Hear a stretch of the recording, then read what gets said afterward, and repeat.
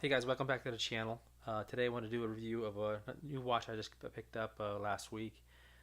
It's another Parnis. I did a review on this Parnis GMT before, and I got a new Parnis today. And this is actually the Parnis original. Parnis does the homage watches. They're pretty famous for their homage, and they make a nice quality watch in general. This, like I said, I got a really good review on this one. It's a really good watch. A copy, a homage to the Rolex GMT. And this one here is actually a Parnis original. They have some watches, original design watches that they do, and this is one of them. And this is simply the model Diver 200. Nothing fancy in the name on it. It's a dive watch. You can see it's got the 200-meter rating on it. It's an automatic. It has a Japanese Myoto movement in it, and it's a 21 jewel movement. And the beating it 21,600 beats per hour. It's got a 45-hour power reserve. With this movement, it's automatic hand winding, no hacking though, and you see it's date only. There's no day, so it's nice screw down crown. Monogram crown on there with the Parnis P on it. Solid stainless steel bracelet, stainless steel solid back. No exhibition back on this watch, but just a real nice. It's heavy too. It's a beefy watch. It's 42 millimeters across, so I really like the size of it compared to this, which is 40. Um, I like the little bit bigger. I don't like too big, but like I told you guys before, 40 is like my minimum. 42 to 43, I think is optimal for my wrist size with a 7.5 inch wrist. 316 stainless all the way around. The bracelet, solid bracelet. The only thing is that when I got it, it came with the center links polished and then brushed on the outside. I really when you polish these links like this, unless it's got some kind of coating like my Seiko with the Dia Shield coating, it just scratches so easily and the marks up, looks bad. So I just simply took some Scotch Brite and just brushed it all.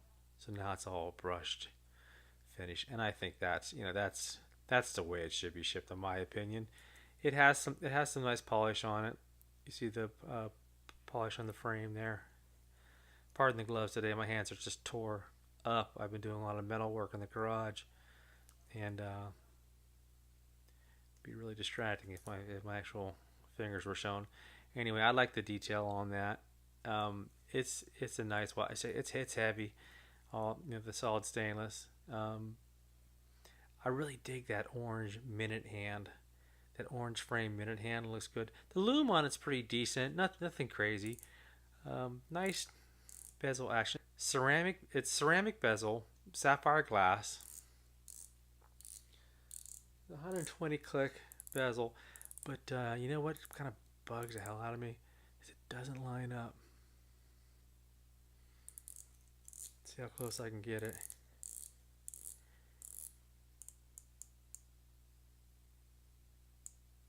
See, it just goes a little bit past, and that's kind of a bummer. Um, where this one lines up nice. Now I ordered this on eBay. I got it from a seller. I got it. It was without papers, without box, so it was a deal.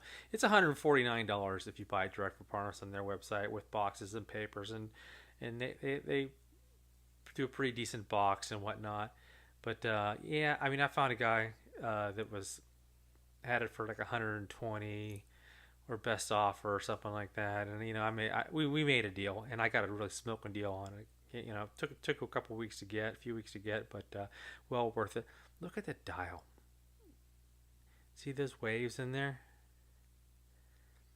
That's something that just that's the thing. One of the things that attracted me to it right away was that. And then when I saw the dimensions and it says, oh, it's 42 mil, and it's it's a great price. Parnis just makes a nice watch. I'm sorry, guys. A lot of people may just thumb their nose at Parnis, but you're really missing out on what I consider a very high value watch.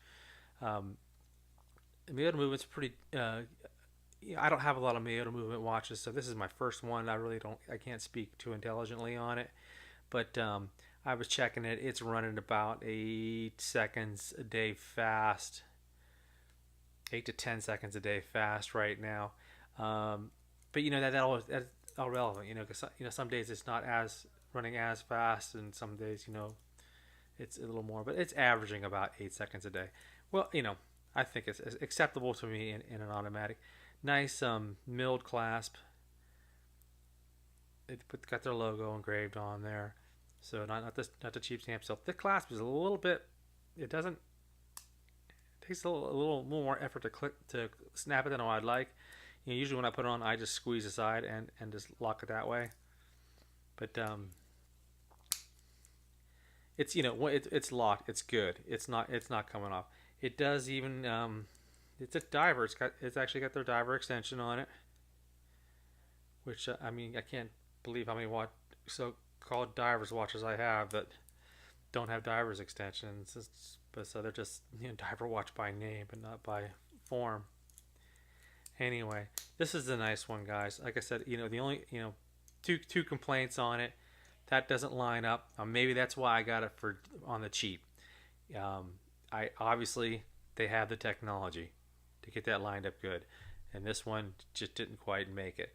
But like I said, I got it on the cheap without the box, without the papers, and chances are it was a factory blem, and that's why the seller was selling at the price they were. So it's still for saving $40 that I saved, I can live with that. It's only noticeable when you notice it. It's one of those things that I know it's there. It'll make me crazy a little bit, but nice. But that and the fact that they had that center polished links is just for me. It just you may love it. Your taste may differ, but like I said, I wore it to work, and just in half a day, it was scratches, and it was looking like an old watch.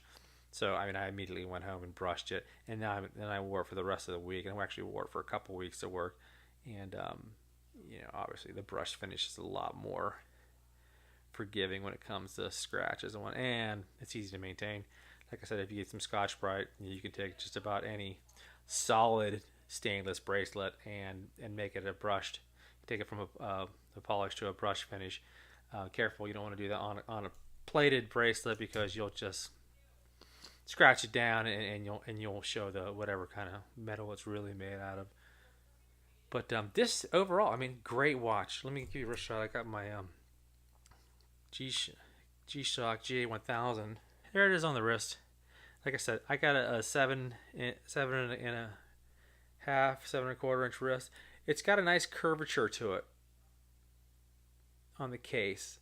So even if you have a smaller wrist, this is still gonna fit you. This rides it wears small because of the fact that you got that nice curve on it.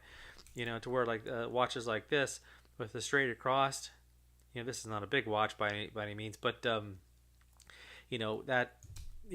tends to hang. Those will hang off the wrist and just not look right on some wrists. But this is designed, man. This will work on, just about any size wrist.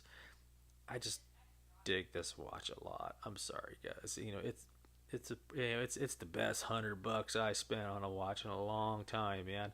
You just like I said, even 149. I'm kind of, I saved $40. I'm kind of wishing, to get the box and the papers and whatnot.